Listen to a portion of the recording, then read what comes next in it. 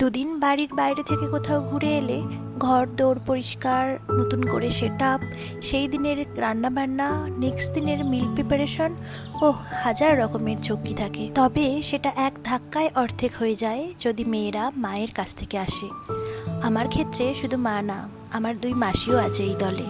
এই যে এখন আমরা মন ভরে পরোটা আর পনির দিয়ে ডিনারটা সারবো, সেই দিন আমরা চলে আসার আগে দুপুর 3টের সময়ে মাসি পনিরটা বানিয়ে দিয়েছে। বিশ্বাস করো, আমি 2 মিনিটের জন্য রান্নাঘরে গিয়েছিলাম, তার বেশি থাকতে পারিনি।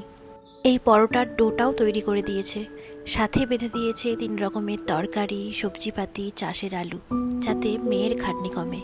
রিসেন্ট মা দিবসে সোশ্যাল মিডিয়ায় যেসব পোস্ট দেখলাম, তার ইম্প্যাক্ট রিল থেকে বেরিয়ে এসে রিয়েল লাইফে পড়াটাও খুব দরকার। সেটা ডেলি লাইফে মাকে একটু রিলিফ দিয়ে হোক।